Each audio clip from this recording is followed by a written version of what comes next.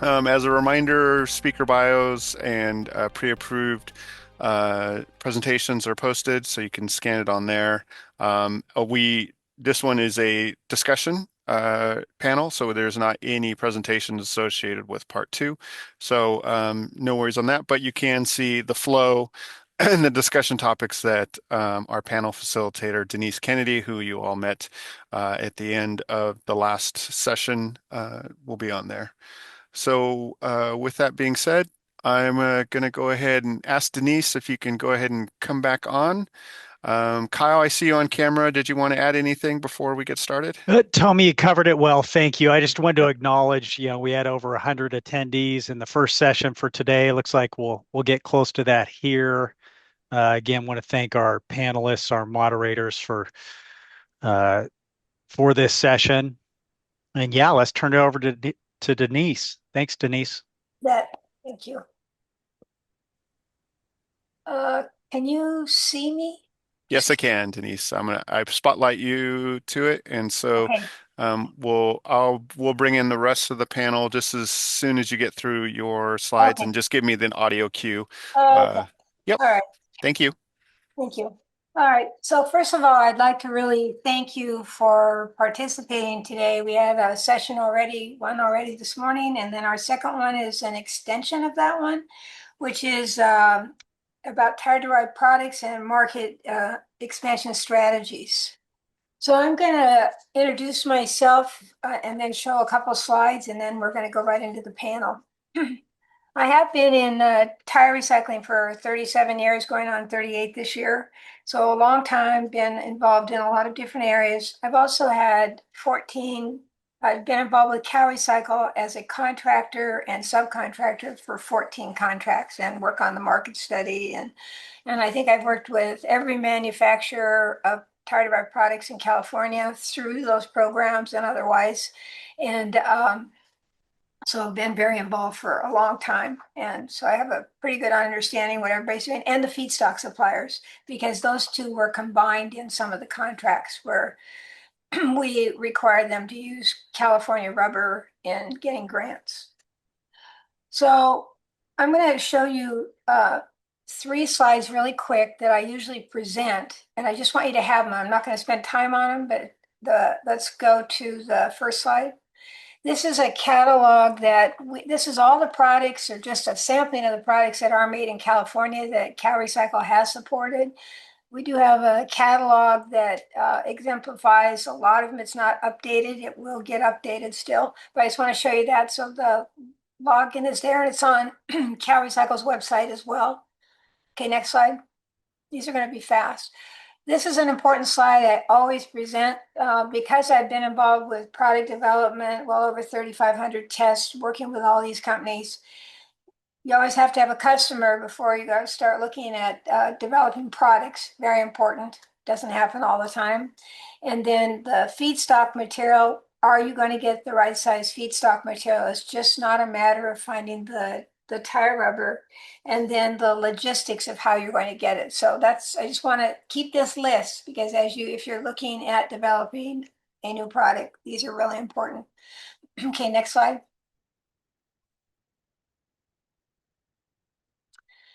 Oh, we're missing one. Okay, there it is.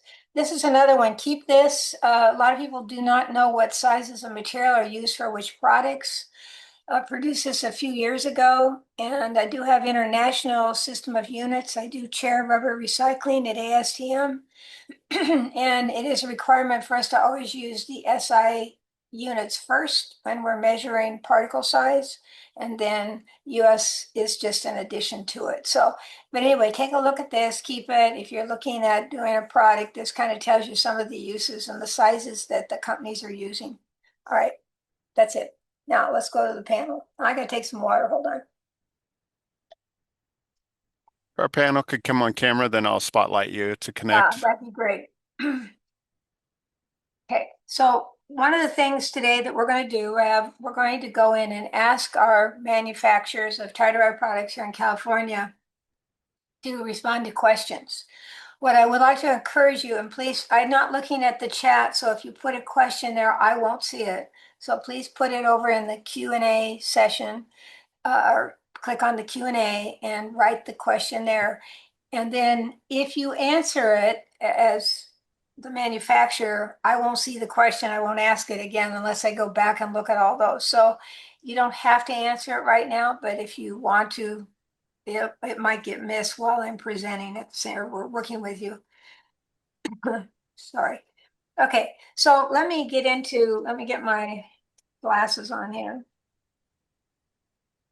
Before we introduce the panel, this panel is pretty dynamic. We just had some really good presentations. And they are our leaders in tire-derived product manufacturing and recipients of the CalRecycle's Tire Incentive Program grant money. And then 3 of these companies have also been in when I had a CalRecycle feedstock conversion technical assistance and material testing contract. And we actually provided testing, and then we also provided subcontractors or people that could help them fulfill some of what they wanted to accomplish in expanding their product and helping to develop it. Our expert panels will share candid insights drawn from their real-world experiences, manufacturers of high-value tire-derived products. Notably, 3 of these companies in California also have operations outside of California, so they're multi facility owners. Building on the momentum of the prior one, this is where we're going to go in and now ask a whole lot more questions of these individuals. Now, I don't know, did Brian Fleck make it or not? Because last I heard, Brian is not in currently. Yeah, I'm not going to count on asking questions. If he shows up, then let me know, okay? He was on an airplane and then he's having trouble with connections, moved somewhere else. So we're going to we just want to ask him. But I'm going to start with him. He is with one of the partners of US Rubber, which sells premium recycled rubber flooring, acoustical underlayment, and vegetation control products from post-consumer tires, turning waste into durable, sustainable solutions. And we did kind of present that for him in the last session. Thomas Conradi, he's the chief business officer of Traffic Devices, manufactures engineered crash cushions, impact attenuations, and highway safety products that protect lives on roads and work zones worldwide. And a really good presentation previously. So you can see what all they're doing. Eileen Dutton, Vice President of Product Malarkey Roofing, which was purchased by Amriz, manufactures high-performance sustainable asphalt shingles with rubberized asphalt and upcycled materials that deliver superior durability and environmental responsibility. Tim Vanderheiden, President of Safe Path Products, manufactures durable, eco-friendly, ADA-compliant ramps, transitions, and landings from recycled rubber that remove barriers and create safe, accessible pathways. Okay, now let's go ahead and put them all on the screen so I can see who I'm talking about in 2. If we could, thank you. Okay, there we go. And you can see who they all are. And so in some cases, everybody who's listening as an audience, we will be asking questions of maybe one person. It might be all 3 of them. It's going to vary quite a bit, have quite a variety of questions that they have put together a lot of these questions. I also found some other ones, so can't tell you who wrote which ones anymore. But so I'm going to start with, I want to do an icebreaker. And we are going to cover, actually, let me tell you some of the areas in case you want to see if you really want to go and hear all of this. But we are going to talk about a little bit about securing feedstock, navigating demand fluctuations, proven market strategies, some real hard-earned lessons, which some were shared previously, the gap between growth expectations and on-the-ground realities, and capturing new markets, and the role of research, funding, and technical assistance, and probably more, but those are just some highlights. All right, here we go. Each of you is transforming post-consumer tires into high-value, mission-critical products from highway safety systems and roofing to flooring and accessibility solutions. This is for all of you, starting with Eileen, Tim, and then Cobus. Briefly, what first drew your company into the tire-derived product space, and what unique advantages does recycled rubber provide in your specific applications? Okay. What drew us was basically we have always been SBS, or we've for since 1986 been producing SBS modified shingles, and we are at a cost disadvantage to um, traditional oxidized shingles, but our materials work better, but we still have to be cost competitive. So our main reason for looking at the different materials for putting into our product is how can we make our product better, but at a lower cost. And so one of the things that we looked at was crumb rubber as a partial replacement for SBS rubber. So that's really what drew us into the space. We'd done some work with people who were basically trying to sell us concentrates. Didn't work as well as what we could do ourselves. So we started bringing in the chrome rubber ourselves and making products. Thank you, Eileen. Tim. Yes, thank you. It was when I was doing research for the customer for ADA, I was struck by the fact that there's the need for different types of transitions in different areas. And I was looking at some of the door hardware products that were aluminum and they were selling for $400. And I thought, gosh, there has to be another alternative to it. And then I went to Oregon and I saw some speed bumps made out of recycled tires. And that's when the aha moment was, hey, why can't we make ramps out of recycled tire material? So we did. And at which point the properties of the recycled tire material, the SCOF rating, which is the non-slip language for materials, is much greater than any aluminum part would have.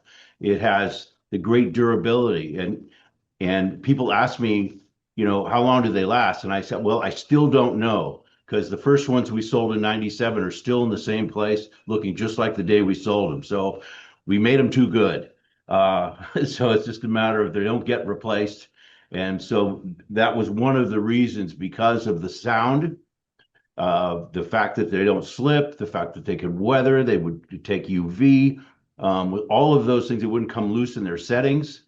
I don't think I've ever lost a ramp in the history of our company that I can recall, because how we apply them and the adhesives that are used. So it's a fantastic application for what we use it for and what people purchase it for themselves and their homes and their businesses.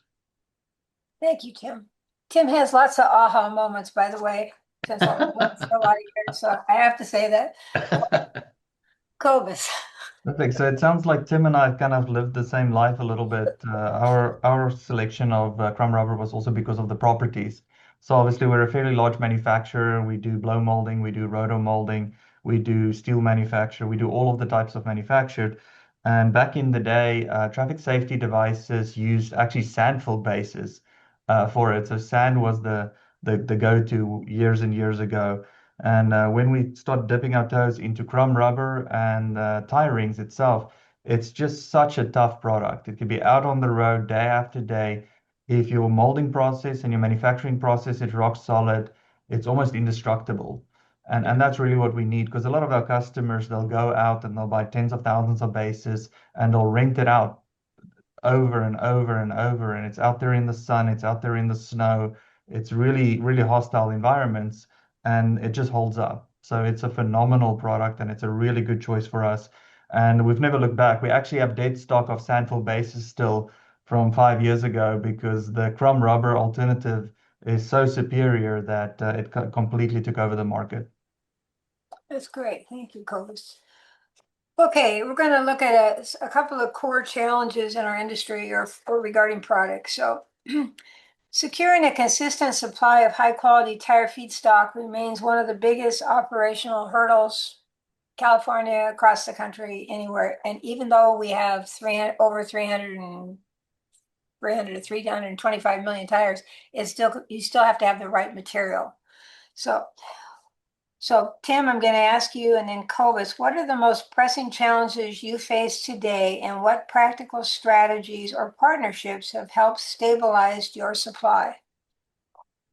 The supply lines are pretty solid for us. We have a very high grade material. Our suppliers take care of us very well. We have we just have very high standards for our materials. So that is, we pay more for it too, but that's okay because that's what we need for our product. So fortunately, out of all the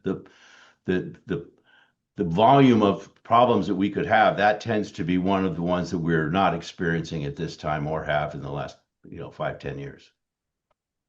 Okay, Cobus. Same story. So rock solid supply on the product itself. Now, a question is asked if we want to vertically integrate the feedstock question itself, if you want to get your hands on tires. That is a bit of a question mark, but our current suppliers, they're all rock stars. They supply us when we need, on time, every time. And they've been great partners for us. And obviously, there's different types of rubber that you get in. If it's more vehicle, like a passenger car related, then there's some fibers that need to be removed. If it's more a truck tire, it's a little bit more steel in it. But in both cases, our suppliers use both, and they get it to a state that it's very usable and very friendly for us. So it's really been great. And after the last 2, 3 years, our partners have really stepped up and improved their production and improved the quality and improved the quality of the crumb. So we're very, very happy on that front. So to Tim's point, there's a lot of problems that we deal with, and I cringed when I saw Paga as well, but supply on the crumb side is not one of them. Eileen, did you want to respond, or should I go on to the next one? I don't really Okay. need to add anything.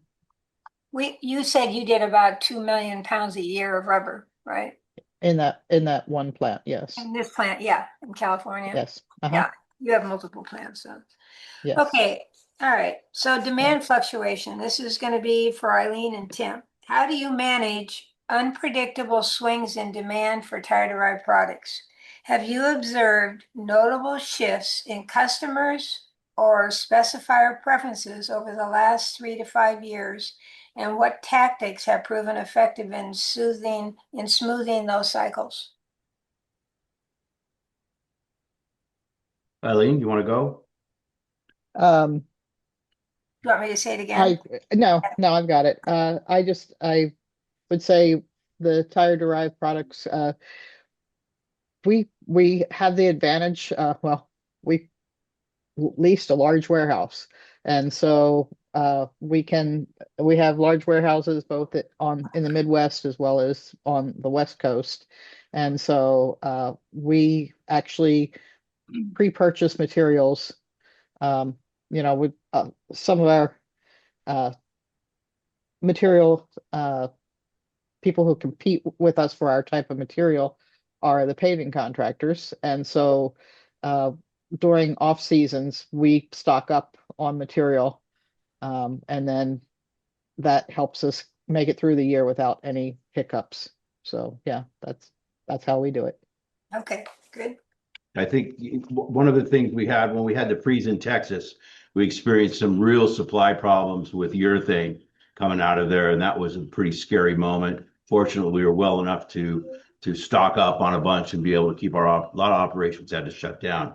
So we're all subject to the petroleum problems of supply lines as well, in addition to the rubber, just so you know. With regards to the customer component, this sounds boastful, and it's not. It's a real dumbass thing for me to say. We didn't advertise until about a year ago. We've never advertised. So recently, we have stepped up our marketing efforts. What really has increased our marketing exposure and production. But the most valuable thing for me and for this company was to talk to the customers. Go out and talk to them, find out what they need, find out what their demands, what they like, what they want. We've developed new products just from those conversations, and then re-engaging them in a very wonderful way, because now everyone's staying busy. So I can just That's one of the things that you think you know what you know, but you don't until you get out and talk to the actual customers and the end users of what they really want. And then you'll learn a lot from them to develop and keep those products going. Like you said, you need to have a you need to have a customer before you develop a product. So ask them what they need, not us come up with it and say, here you go. This is your only Yep. choice. Yeah, absolutely. Clovis, you're in a construction zone working area as well. Do you find that yours is sort of a secular type? Do you have to keep inventory and all of a sudden it's real busy or? Yeah, you're spot on. So we're very seasonal, and our season looks like a bell curve. So when it's slow season, when everything is frozen, people aren't out there working. So slow season, we build up a tremendous amount of inventory, 3, 4, 5 months supply, and then as the year progresses, then we'll consume that inventory through the course of the year. Because obviously we want to keep our workforce stable. We're the type of company that we want to take care of people, and we don't want to increase and reduce our workforce through the year. So we have a build season, and then we have a use season for the chrome rubber products. Okay, next question is going to be about growth expectations versus on the ground realities. Eileen and Tim, not that I might not ask you, Clovis. There is often significant enthusiasm about the potential of recycled rubber products, yet real world adoption can lag. Where have you seen the largest gap between expectations and actual market performance, and what key lessons has that taught you? That's a good question. I mean, from, you know, I would say we're kind of, a bunch of us at Malarkey are kind of greenies, but we have our not so greenies that work for us also. And so just from the production side, I would say we actually run into problems from the production side there because there are some challenges with using crumb rubber. There's no doubt about it. There are some problems. But from the homeowner side, like I think I said in my presentation, we at first were running into a lot of skeptics. And then as we've continued doing this, people see the products work as well or better than they used to. They are, the homeowners are becoming more in tune to recycle products. And what we're seeing also is it appears that the demographics for roofing, still majority is older, but we're getting more into the next generation being the homeowners who are having to replace roofs, and the 30 to 40 somethings are more in tune with recycling and the benefits that it can bring. So having a younger group now purchasing roofing has actually improved our market share. So. Good. Okay. Mark, people don't buy something because it's recycled. Small percentage do. There's about, I think that market reports are anywhere from 16 upwards to 19% max would actually buy something because it's green. The reason they buy it is it performs. And it has to perform at a higher rate than any virgin material compared to it. That's what's going to change that market. But as I talked about earlier this morning, if we don't assure people that they have high quality product being delivered to them from US manufacturing, specifically California, then we are sliding behind other products that are coming out that will taint the actual good products that we make. And that's a point I can't emphasize greater. Good point. Good point. Okay, I'm going to get another question on market entry. Tim and Colbus, we'll start with you. For those, actually, I'll have all three of you on this one. For those who have successfully entered new markets or applications, what were your most effective strategies? Maybe just take one.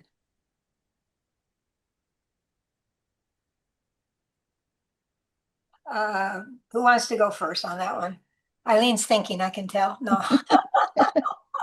Colbus, do you have an answer to that one? Yeah, sure. I'll jump into it. Okay. So for us, and I'm going to sound like a broken record, so I do apologize. For us, the best strategy was just we already had a quality product. Our product is rock solid. Um, Traffics as a company, even though we're not that well known, we have the majority of the US market for our products. And for some product lines, we have 85% of the market. So for us, it was really just getting the cost down on this product itself. So we've faced the same trouble that Tim mentioned, where overseas products would come in exactly the same thing. They off-gas all kinds of nasty chemicals, and we're competing against that. Those products crumble on the field. There are a lot of problems. And unfortunately, when you're selling a product like ours, that's a commodity itself, people just look at the price. They buy it, and then it fails after a year, and the chemicals and all the problems. So really the biggest thing boils down to the cost for us. And the strategy around that was reducing the cost through automation and maximizing the labor that we have. So very much the same answer that Tim presented in his presentation earlier. Thank you. Yeah. I think automation, again, emphasis on that. If we could get more activity from our end with the government agencies and the state of California agencies would be good. We don't have a lot of that that we see coming across through our portals and our pipelines. But the idea would be just to, again, you got to make it affordable. It has to last long and have high quality, and ideally developing new SEOs, AEOs, GEO systems. AI is moving so fast. For us to just keep up with the new technology for marketing is a challenge. But I got to tell you, it's kind of fun for me because I love learning new things. And so this is really exciting. And I can reach more people now than I ever thought I could with a room full of cold callers. So the landscape is changing. We have to follow with it and stay with it and continue to pay attention to the new technology that will allow us to get out there and provide information that folks really need, and to make sure that our SEOs are up to date. And that's a challenge itself, but it's important to do. Thank you. I see a hand going through the screen. Is that coming from anybody? Not You me. see that? Okay, It's sorry. just a reaction button from the audience on there, so they're Oh, is giving that what that is? thumbs up. They're giving thumbs up on Tim's response. See, no one. Good answer then again. Okay. Okay. Actually, Eileen, did you want it? Because I got another question for you if not. Yeah, no, I would say, our strategy was really producing a great product with the recycled materials. We couldn't sell it unless we had a good product. Yeah. So the idea was, like I said, the Vista was our first product, and it was named Vista because it's foreseeing into the future. So we did we went hard around the recycling and the product performance. So so that's all I've got to say on that one. And you continue to grow. Yeah. Cobus, what's been key to gaining traction with transportation agencies and work zone safety specifiers? So we leverage the whole basket of products that we have, because we sell the attenuators, we sell the signage, we sell the signs, we sell the stands, all of that. So really all we had to do in that case is offer a highly reliable product, and we needed to be able to deliver it at a moment's notice. So really the agility of making our products really, really quickly and making large sums or large amounts of our products really, really quickly helped us to get that foot in the door. We often find that we get a phone call and say, I need 20,000 bases and I need it yesterday. And if you're not able to do that for a DOT or a state or a contractor, then you're not going to have a foot in the door. So it's from that side, it's a highly competitive market. Do you sell worldwide, or I know you're across the country? Do you sell worldwide? Yes. Okay. So 25 countries export to, and we've sold into 60, but it's about 25 countries that we sold to all the time. Well, actually, that wasn't one of my questions, but Tim, what about you? We do mostly the US and Canada. We are looking at some other countries on this. ADA is specific to a federal law in United States, so that kind of pigeonholes us a little bit with that. However, mobility is not limited to the United States, and those problems still exist. Again, it's the weight of our products and is a deterrent for that as well. Eileen, how many locations and do you sell? You don't sell out, well, I don't know, tell me.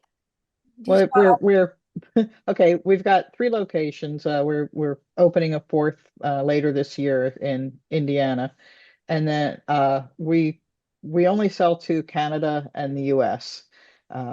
Yeah. markets. So and the reason is shingles are heavy and it's hard to ship that kind of weight um, long distances. So you have a certain radius around your plants, which is profitable to ship, and then it you just have to give up the other business. So that's how we operate. Okay. My next question was for Brian, but I'm going to ask you, Eileen. What Okay. are the essential requirements, whether capital, technology, regulatory, navigation, partnerships, or workforce, helps you to successfully scale your manufacturing? And you're already expanding, so obviously you've done all these things, and maybe it requires all of them. Yeah. Well, I will say one of the things with being purchased by Amri is a large company, is that our our capital requirements are easier to be met. I will say the way we've been running Malarkey for the last uh, 10 years or so, we've looked at where our costs are and we've tried to control our costs, whether they're energy or um, uh, um, manufacturing costs, shipping costs. So we have paid a lot of attention to detail to get our costs to where we can make money. But um, I would say, and if we were talking about looking at using more from rubber, um, there's definitely more research that needs to be done on our end. I think the way that CalRecycle could help also is some of these questions, maybe through California, extensive network of government agencies, maybe they can come up with some other ways to um, look at testing the product so that these questions that people are asking about um, the hazards with crumb rubber could be answered better. So I think that would be something that could help. That's a good idea. And if it was going to look at bringing others into the fold, other than just like a Malarkey, and there's like one other roofing manufacturers using some materials, it's really, I think they would have to be looking at equipment and such that would help. So. Right. Okay, I'm going to go to the next one. Cobus, how has changing regulations or policies impacted your company? Because they seem like they're changing everywhere in every aspect now. So not sure which ones are specific to your company, but how has that impacted your company? So I mean, we like most companies here, that the tariff changes constantly injected a lot of uncertainty with that. That hit us a little bit. Luckily, on the space that we use the basis for, they don't have specific crash test requirements or anything like that. So we've kind of been shielded from that. So a lot of it would just be the labor policies in California that Tim mentioned a little bit earlier. There's some highly aggressive policies and some policies that hurt the employers. And it's definitely a rock and a hard place because we want employees to be protected, very much so, but there's a midway between the two, that the employees are protected and a company can also flourish in a specific state. So luckily on the product side, we're pretty much covered with this specific product. Obviously, with all of our other products, there's tons of testing that needs to be done, and that's an ever-changing target. And whenever a policy changes there, we need to retest all of our products fully. And in our universe, if we test a product, we're writing off a car every time we do it. So we crash hundreds and hundreds of cars, and they get fairly expensive. It's a little bit outside the question, but I'll share this. It was quite funny in COVID. We were struggling to get enough cars to crash for our company. And we had to crash a very specific car. And we reached out to someone to buy a car. And he told us, well, I'll definitely sell the car to you, but I'm happy it's going to a good home. And we had to say, no, it's absolutely not going to a good home. We're going to write it off tomorrow. But if you still want to sell it to us, we'll get it from you. So the regulatory side for us is more on the traffic safety devices. And on the basis, we're a little bit more covered. Did you want to answer that one, Tim, or do you want another question? The regulatory hasn't been too. It's more like Koa said. It's the labor laws in California are really steeped against manufacturers. We're perceived as somehow evil, and I don't quite get it because we're supplying jobs for folks. We do wonderful things. We have foundations for our people. The bonuses are there. I mean, it's just it's heartbreaking to have a pleading land on your desk from somebody that you don't remember hardly that was there, that is now suing you and your entire company going back 5 years for every employee that worked there in 5 years for the fact that it may have took them 2 minutes to put their time card in that day. And so they multiply that times the rest of the 5,250 hours. So, I mean, it's a real, and again, it takes you away. It gives us the rear view mirror instead of the windshield. And the rearview mirror is smaller for a reason. And when we're always looking in the rearview mirror to take care of stuff like OSHA and other types of things and frivolous suits, as I consider them, it's problematic for manufacturers. We know some of the margins in this. This is not that great. So pretty soon you start seeing people leaving this state because of that. And it's like, and they tell you, and then I'm seeing them go away. And so the idea is let's make this a stronger place for hiring people. I don't think there's any evil. I've never met an evil manufacturer out there that takes advantage of his people or her people. So I'm kind of shocked at what's going on. This is my personal experience now, and I think it could improve. And we need some regulatory changes in the current statutes that allow certain frivolous lawsuits to happen. And that sounds like that's a topic of what's happening with employees. I heard from both of you. So we'll move that one to a little bit later. I'm going to take one audience question in between that you haven't even seen here, just to get a couple of these out. Eileen, what about shipping your product to Mexico? Like Canada, they're next door too, in terms of shipping costs. The Mexican market is there's not really many shingles sold down there. It's more roll goods.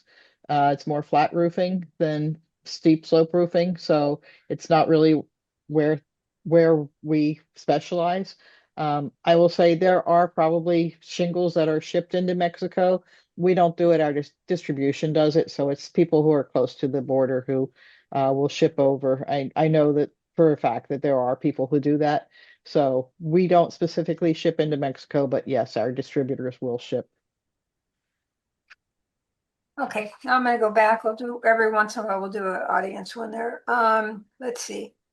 Tim, what has been critical for scaling your ADA compliant rubber products?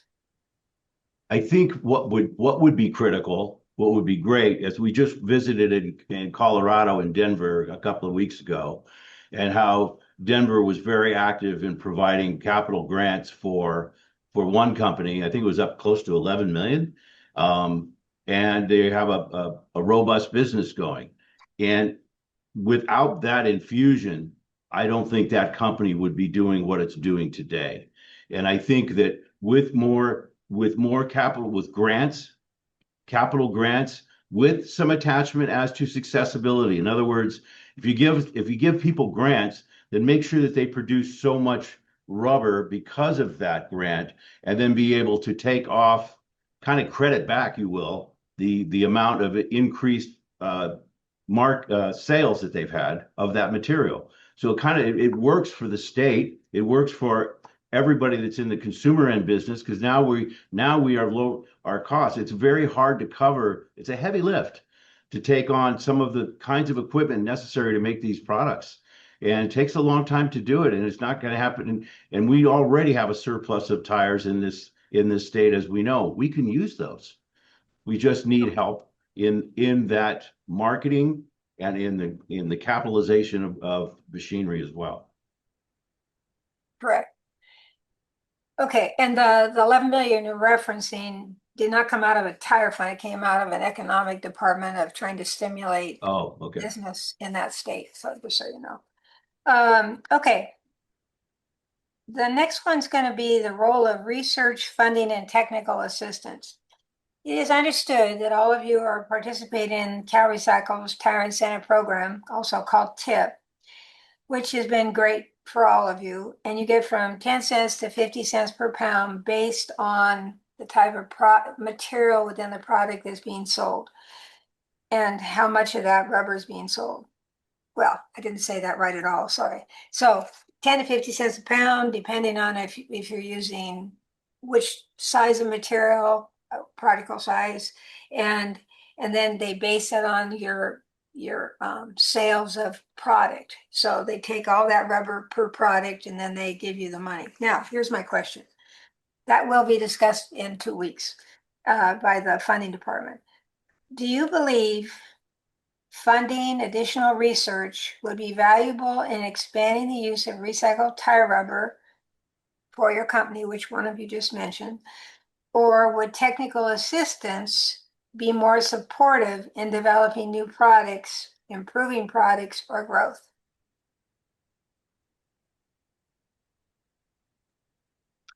Clovis, start with you. Oh, perfect. Great question. So we have a pretty unique scenario because Traffics is a fairly large organization.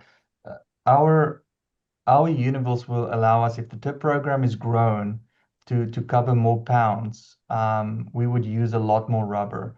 So if we doubled the tip program, no problem, we would fully consume it. If we tripled it, we would fully consume it. If we quadrupled it, we would fully consume it. So consuming an additional 20 million, 30 million pounds is very doable for us as a company because we're willing to invest and we're willing to build that out. What happens right now for us is the tip program tapers out very, very quickly at the start of the year. And because it tapers out, then we have additional cost pressure for it. And it's actually quite funny because a lot of our products is sold to California DOT. And because it's a commodity product, the tip is actually kind of circled back into the California government because obviously we wouldn't want the taxpayers to carry our burden per se, but making us competitive in that industry makes it cheaper for California DOT as well. So if there's an option, I'd say fund the tip, like give tip as much money as humanly possible, because we definitely have the appetite and the willingness to consume additional 20, 30 million pounds of rubber. And obviously, in the slides that we saw, 20 and 30 million pounds can easily be supported by the California tire needs that we have. So really, I just want to say TIP has been such a great job. And I don't know who initially, I feel like the new kid on the block. I don't know who invented TIP, who came up with TIP, but whoever that person was, what a brilliant idea. Because the incentive of simply just grinding up the tires themselves, doesn't cover the whole thing, but going that one step further. And I think California is fairly unique in that regard. There's very few states that offer incentive for the second tier step, at least in my expertise or in my opinion. And California has really done that. So I would say grow the program. It will save a tremendous amount of money. It'll save the environment. It'll save a bunch of stuff. And then we can deliver high quality products that California can then use again. So yeah, just fun tip. If I knew this was going to be a question, I would have had a t-shirt, fun tip, and I would have worn that. That was a great answer. Because somebody else just sent a question, and I'm going to go back to you guys as well. It said, what changes to the TIP program would each company wish to see to improve the success of the program? That's one of the questions that came from the audience. So Tim. I would increase the reimbursement portion to make it more because out of that, then we could take some of those profits and start investing into capital needs like more machinery, uh, more shifts for employees, more options to get that done. So that would be one way to really bolster that program. Eileen? Well, we're kind of in a different situation because, you know, typically our plant is pretty well sold out. So we work 24/7. We have uh, 4 shifts that work round the clock, round the week. Wow. So, you know, we love the but uh, you know, obviously, um, more more money is great, but and like I said, um, I think we actually use close to 3 million pounds a year. I just calculated it. Oh, So, um, we run out our tip really quickly, but uh, it's I don't know that it would change our. I guess it would keep us using the crumb rubber, because there are always questions: should we stay with it? Should we go with something else? Um, but the tip in California is definitely keeping us in the crumb rubber business. So as well as our marketing strategy. okay. So next question, sort of a tie-in, but what additional support from government, from industry, or research partners would have the greatest impact on your TDP manufacturing sector? This would be outside of tip. Government, industry, or research partners? Like, I think I can read Tim's mind and I would agree with it. Get rid of this paga thing. The paga is it's a brutal thing. So outside the tip thing, for everyone, I don't know if everyone's aware with the concept of paga, but a paga is basically a law written by attorneys for attorneys. And the only people that make any money in a paga lawsuit is the attorneys itself. The plaintiffs don't even get money out of it. So it Yes. is a fairly devastating thing. The current California belief is see it as a cost of doing business, but it hurts you a lot if you have a large workforce and you have a large hourly workforce in California, because the PAGA lawsuit could pop up at any case or any time, and it will involve all of your employees. So that is a fairly devastating um, aspect of California right now. Yes, it is. And also, I think another thing we could do is if we could get our governmental, municipality, or state agencies together in some type of buying portal so they could be able to purchase products from that's recycled from California. And maybe they take a discount or they get credit under their SABRAC. At least it would allow us to reach out because it's a shifting table all the time. The new people come and go. The purchasing agents are different. You build a relationship and then they're gone. If we could have some kind of forum where we all could get together and then talk and say, these are our offerings. I'm not telling you have to buy them, but here they are if you want them. And let them have that, basically what your catalog does, Denise, in a sense, to let people plug into that and purchase products that are made out of recycled tire material, and they go straight to the source and bypass a lot of the things that get in the way of purchasing by state agencies. So SABRIC and any kind of program to get government to help support industry would be phenomenal anywhere. It just would. It would. Eileen, what makes me wonder on your roofing, because we usually see yours as residential, how much is yours ever go toward government buildings? Do you do roofing for that kind of thing or not? Well, actually, we do a lot of schools, particularly, Fresno, Clovis, um, uh, Sanger are all really strong uh, users of the material. And I don't know if it's just their roofing material or our sales rep has, there's definitely our sales rep was working with them on the improved life cycle of the shingle because the shingles they use are high-end shingle and um, have they are seeing it last for a long time. So we do a lot of schools. As far as other government buildings, most you know, there again, you get into the low slope part. A lot of government buildings are low slope. A lot of schools are partially low slope, partially steep slope. It's cheaper to build a low slope roof than a steep slope roof, but like um, you know, as long as you have a 3 and 12 or higher slope, we can put our shingles on it. But for a lot of it, you won't use steep slope products for a lot of those buildings. Thank you. I would like to have more on this PAGA issue, but I think we won't do it now because I can tell that's No. a hot topic. But let's focus on these other questions first, and then if we have time. Let's see.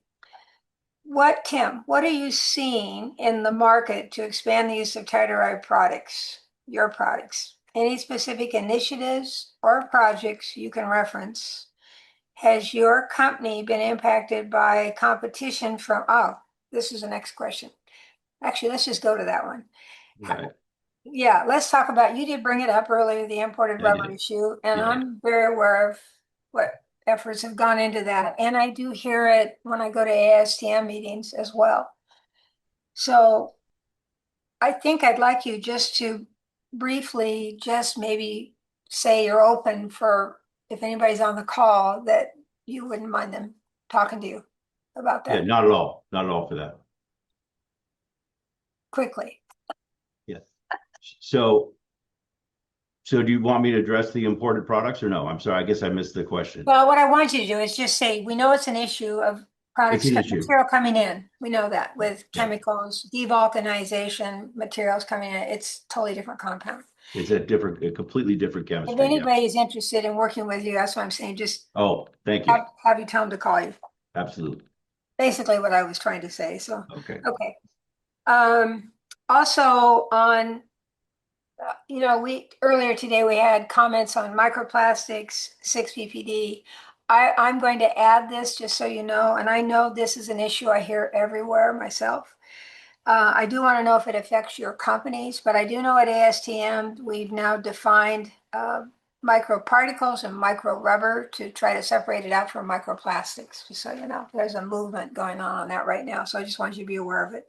Now, have you found in roofing, has either the microplastics, 6-PPD, I know you did some testing on that, has that hurt your sales at all? Has it been a big issue?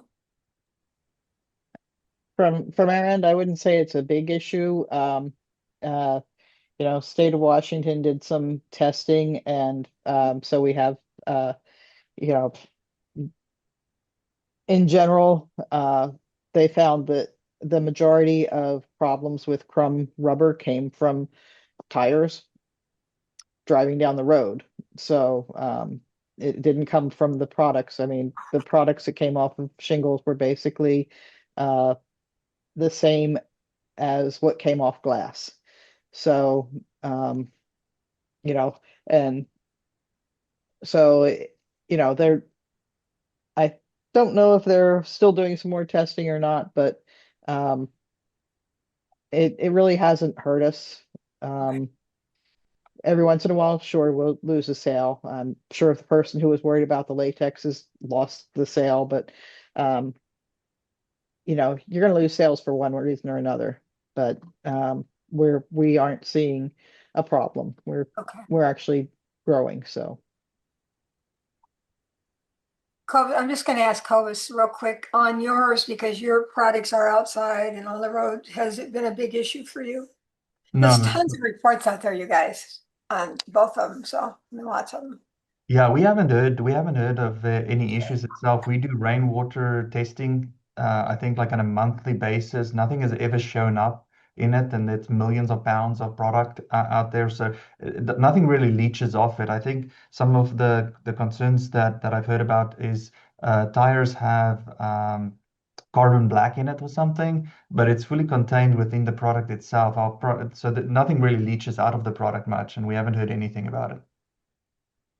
Okay, well, we'll hold that discussion because it could take a whole hour on that one alone. Okay, now we have about 20 more minutes of questions here. So let me see if there's one up here. Well, somebody did ask this, since we were just talking about. General question for any panel member that wishes to answer. With the increase in micromobility, e-scooters, and e-bicycles, how effective do you think these tires would be in tire-derived products compared to automotive tires?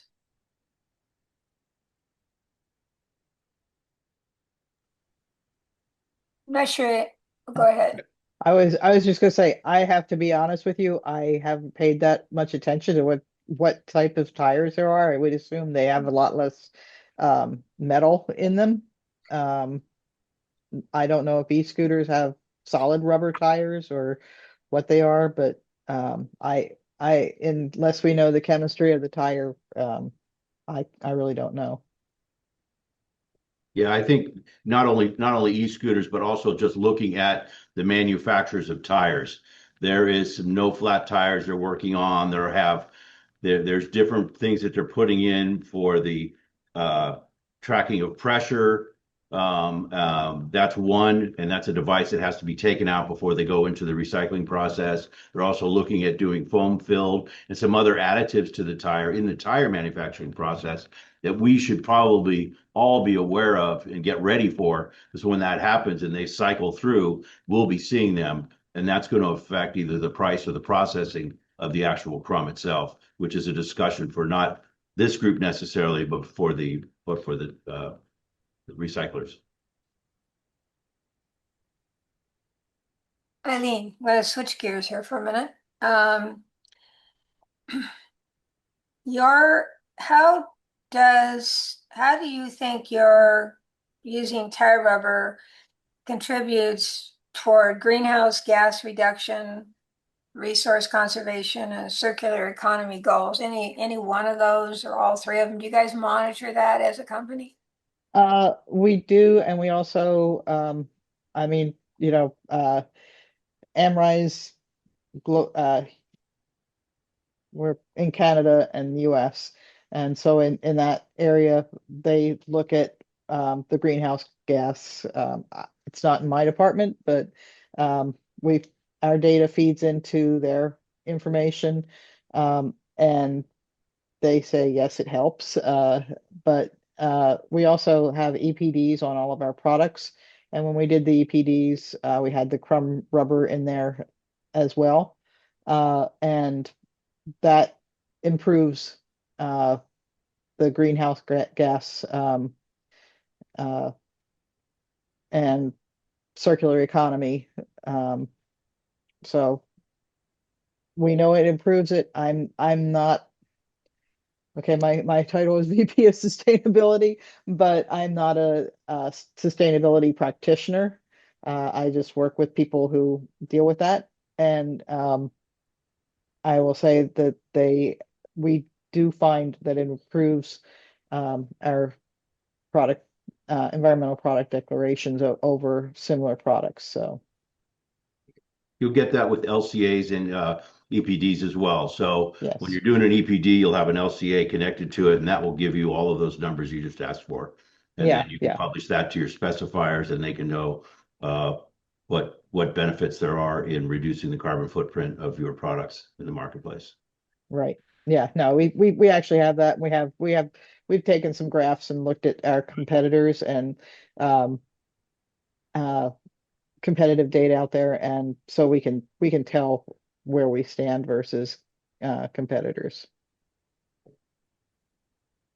Cobus, do you see, is there a significant competitive number of competitors to what you guys do? Is it a struggle? Is it one you have to stay ahead of the game and market it a different way because of competitors? Yeah, so we've got two fairly large competitors. One is on the East Coast. So for this space, for this market segment, we're probably 30% of the US market.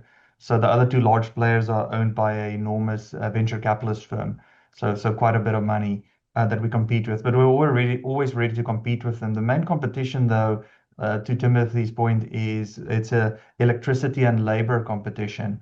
Because we're in California, we love California, we want to stay in California, that's our head office. but we are competing with East Coast prices when it comes to electricity and labor.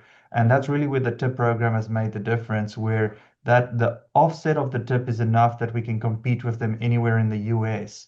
And then in doing so, we recycle more California-based tires. And that makes a massive difference for us on that front.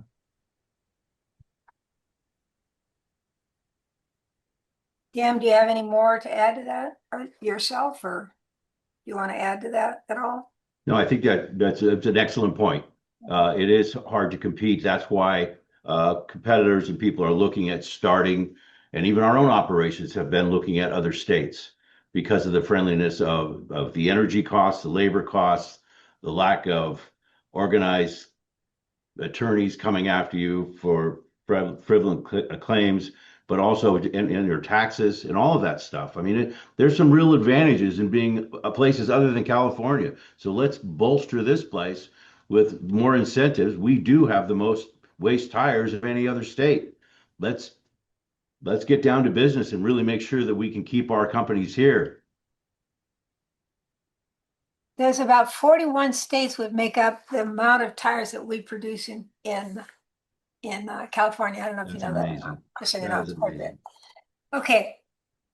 There's a question. This is a good question, I think. If an attendee here, and nobody's asked this question, but if they were standing here today and said they're considering getting into the tire-derived product space or looking to scale their existing operation, what would be the most candid piece of advice you would give that person based on your experience?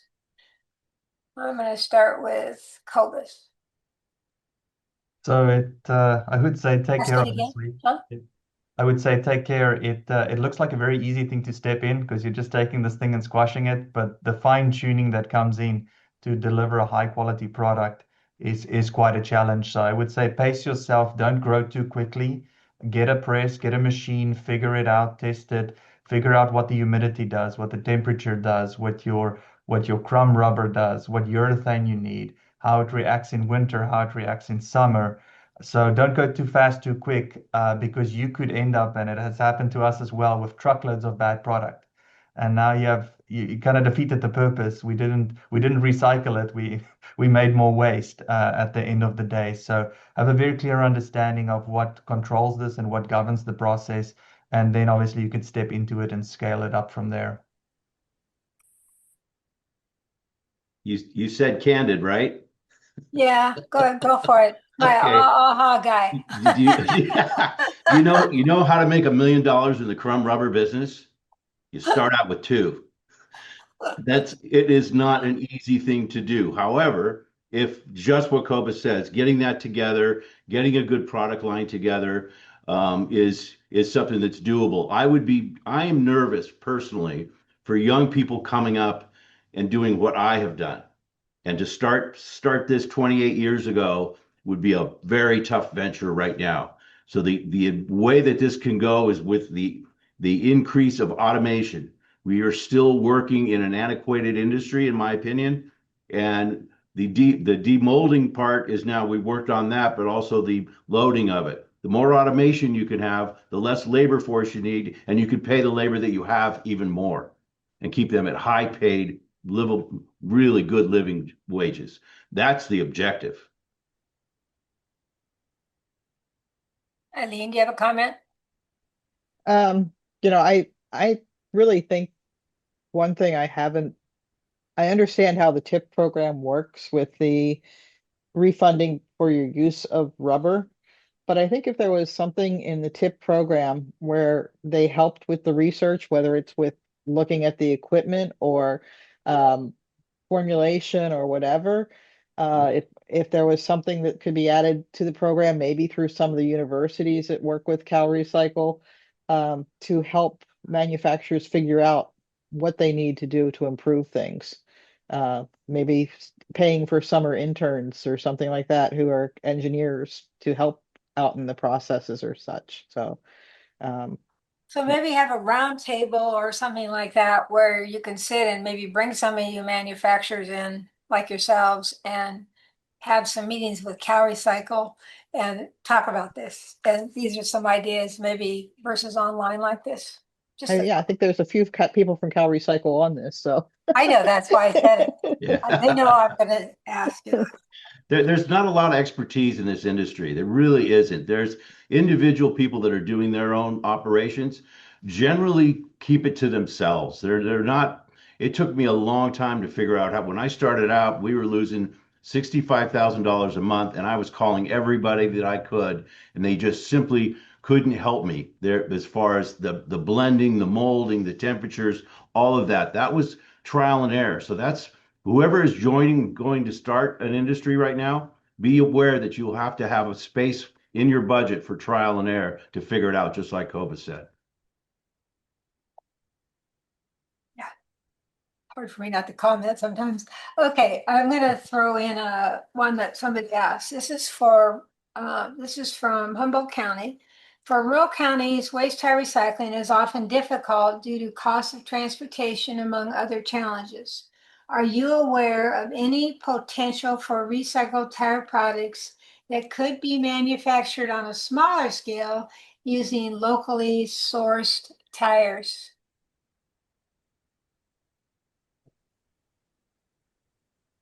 So I'll jump in with that one. I think it's you can always scale down the operation, but the problem you run into if you have tons of little facilities, you need a general manager for that location. So there's a labor component on it as well. So you're going to have a workforce, let's say press line operators, and then you're going to have some type of a production manager, you're going to have some type of a quality, and you're going to have some type of a GM. If you make your facilities too small, even though the machines will allow it, you would still need some type of oversight for the location itself. But a facility could be scaled down because a full truckload of tires, at least for our industry, is not that much. We can consume that in a heartbeat on very few machines. So you could make little micro facilities. The management structure will just be very challenging in that regard. Good point. Good point. Okay, what role does product performance testing to your products make a difference? I mean, in other words, if you did ASTM standards, ISO, third-party certifications, we've looked at that in the past, trying to see if we could, when we used to have other programs with CalRecycle, and there, at that time, there wasn't interest. Now there seems to be a lot more interest in PCR programs, life cycle analysis, people working together, industry types working together. So do you have any feedback on that? Do you think, I think, Eileen, you already have done most of that yourselves within your company. Yes, it's a requirement, in the building industry. It's product safety for the most part, that people are looking at, but it's also performance in various conditions. So we have to do all these tests and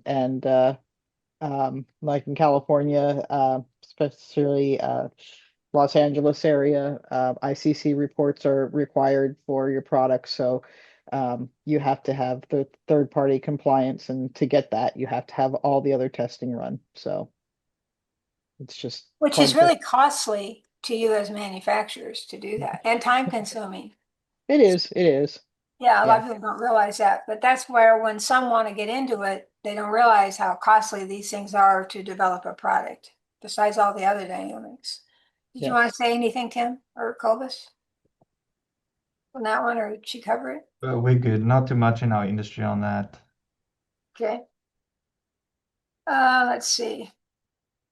So have you done life cycle analysis, Cobus, for your company? We do internal testing, but there's no real, like if we do crash tests, this is the defined spec that you're aiming for, or this is the rust cycle that you're looking for, or the life of the product. So we've developed in-house tests because obviously we don't want these products to disintegrate, but these are all tests that we decide to do to really just produce a good product. But there's nothing official that we really had to do on the product. Okay, I have a comment here. California does have a fee on new tires sold in the state, and that is where the money comes for our tire incentive programs, the whole budgets, everything we've ever done. And it is unrelated to the overall state budget deficit. somebody from CalRecycle wanted me to make sure you realize that as well, or the audience did. I think you probably know that, but maybe not. Okay, let's see. And What David, advice? sorry to interrupt, but I think that's an excellent point as well. So this whole cycle is very sustainable. And that's why I also praised it earlier on. It's such a sustainable cycle because that feed travels with the tire through the whole process. And then at the end, you don't have that landfill fees. So it's such a beautiful, beautiful program. Well, I'm glad you guys all appreciate it because it's been awesome, everything they've done for the most part. So I mean, for over the years, they've put a lot of money in grant programs, contracts. I've had some. So, all right. Let's see. I did have my finger on a question. I lost it.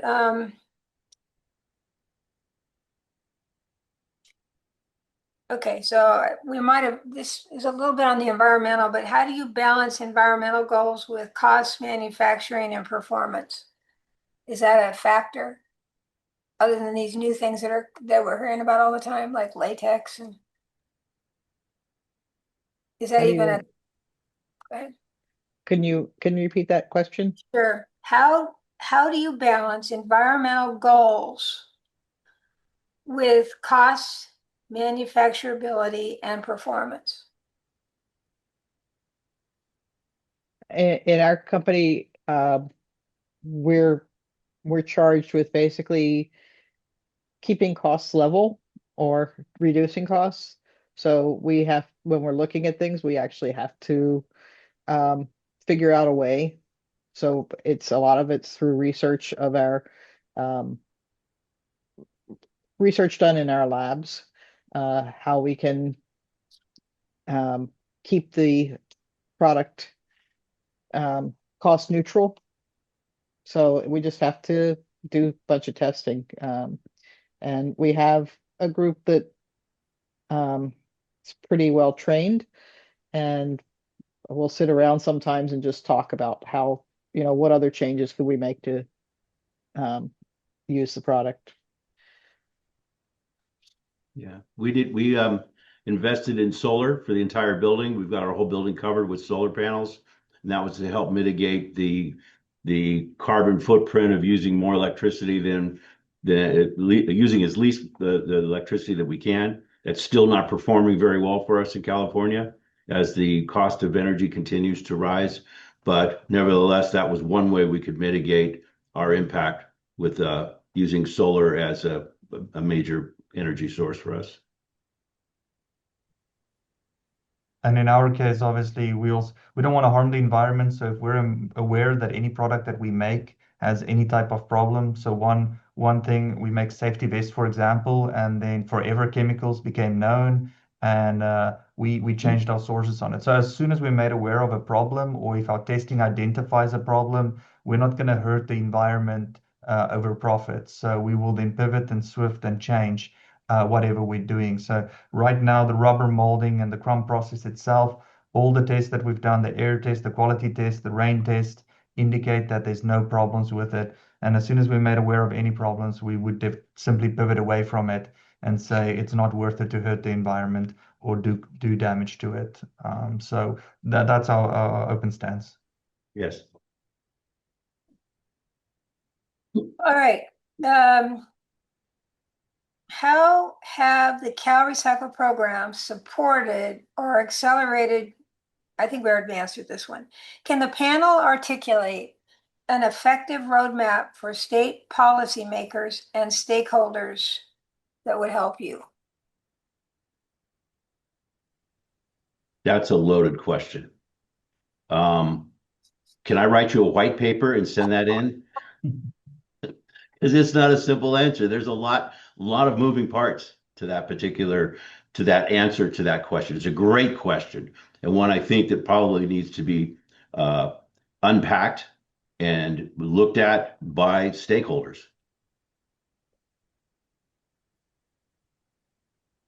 Okay. Yeah, I'd agree. That there are so many parts to that, but I mean, a lot of them have been brought up here.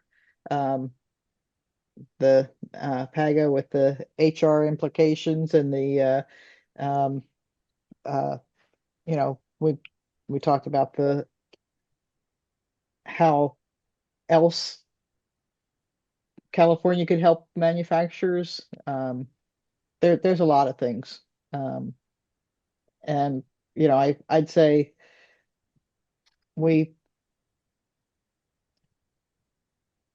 between Cal OSHA, um, there's a lot of laws that we have to live by. And I would say we never try to our big thing is to you uh come into work healthy, you should leave healthy. Um, all 10 fingers, 10 toes, whatever. Everybody should leave with everything the same way they came in. So um it's a quite loaded question. And it's like your round table thought was maybe better, or Tim's white paper, because there's a lot that goes into that.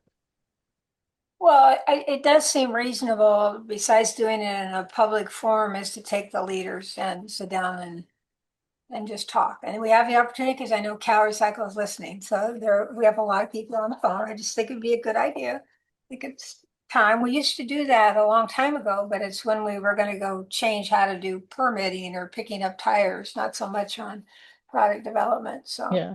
Yeah. this And might it's be a time. lot of that's not, a lot of what we're talking about isn't really Cal Recycle. It's Yeah, other parts. Correct. exactly. Okay. Yeah. Correct. No, that's true. You are Good right. point. Good point. Yeah, that's a very good point, actually. Okay. Well, I had like 30 questions, you guys. We've actually almost gone through all of them. So I'm trying to think of another question here. Let's see. Well, let me see if we got one up here. Do you have something, Kovish, you'd like to volunteer? Because I got to go find another question here. I had 30 of them. That's usually more than enough. So, yeah, we've done the questions on there. Does anybody have a question they want to ask? Okay, I'm going to get back into another one. I'm going to ask this because I think I asked it and I didn't quite get a full answer. How many of you on the call here, I think, Kovish, you say you don't do these. I think I heard you say that. How many have environmental product declarations and has a life? You have, I know, I think Eileen. Yeah, we have life cycle analysis and product declarations for um, all of our shingles. We do not yet have them on the accessory items, but working on that. Yes, we're working on ours right now. We're in contract negotiations for the EPDs and then the life cycle. And I'm currently trying to bring some more folks from California into this so that we can, or even across the nation for that matter, so that we can certify USA made products, and so that the architectural community can be confident when they specify something that it's actually a quality product and not something that's being snuck into this country under the ruse of being a recycled tire product. Yeah.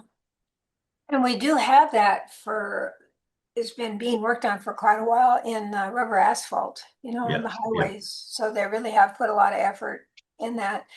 But we're doing one in ASTM right now for recovered carbon black and oil. And that I think the company that's helped do it's under my committee, is probably cost them over $200,000. yeah, it's expensive. It's a heavy lift. Expensive. Yeah, very, I do very. have a question for you, Denise, and one really kind of for CalRecycle. For those of us that want to be more engaged in looking at policies and suggesting product solutions and other things, we have our tip people that we deal with, but who are our contacts to open up the discussion about new products, new facility development, bringing in new partners, most possibly, and being able to expand our manufacturing operations in California. And that would go for everybody that's working with recycled tires, not just SafePath. I can't speak for CalRecycle, but I do think it's a question that we're going to go back through all the questions. We're going Okay. to be responsive to them. So I'm sure they will address that the best Okay. they can, because they also have layers of management and supervisors and directors and Correct. so it's layers deep sometimes. Hey, Denise, this is Kyle. I just wanted to respond to that question from Tim. We work closely with our tire incentive program team, so please share those thoughts with them. You're welcome to reach out to me as well. But Okay. we do interact with them. So if you have feedback, please provide it. Thanks. Will do. Thank you, Kyle. There you go. All right. Well, we have 9 minutes left. Does anybody have something else they would like to say? Because I am not sure. I'm about questioned out on what I can ask. I know I really could get into the environmental side of it, but I don't want to do that today. So I think from my side, again, I just want to thank everyone at CalRecycle, Denise, yourself, and everyone that's involved with this process. The people are really always a joy to deal with.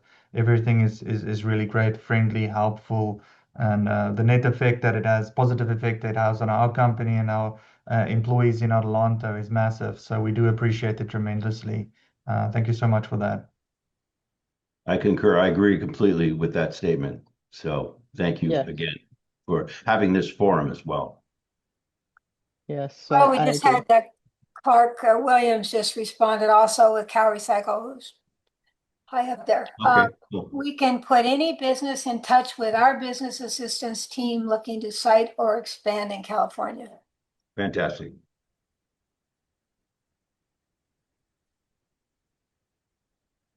Okay, Eileen, were you going to say something? No, I was just saying the same thing that my experience with CalRecycle has been really good. The people have been very helpful in the tip program. So a really good group of people. I mean, I've gone back, what, 2017. So some of the people retired that I worked with or moved on to other positions, but I've really enjoyed working with my grant managers and such. So I've definitely seen the change since 2006 because I've been involved since then. So it's been a long time. And then to lose people that have been here a long time has changed the dynamics, but it's been fun really getting to work on the webinars and the market report with Joaquin Wright, who is the moderator on the first session. So we still are doing that, but hopefully we can have more interaction, education with CalRecycle on from some of you. I think it helps when you guys share your input too. somebody just asked what the tip program is and how does it work. Uh, it's only a California program. I haven't found another program like it in the US.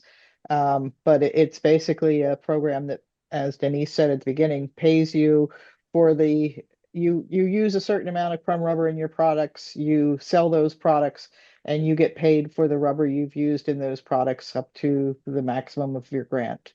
So it's that's the easy part, but I don't know of another, unless you're manufacturing in California. I don't know that there's another state that has a program like this. Right. And it looks like Kevin Garrity, who's from our CalRecycle planning team, he's typing a response as well. So Yeah. Okay. Great. So Thank you. should we turn this back over to you, Tommy? There's 6 minutes left.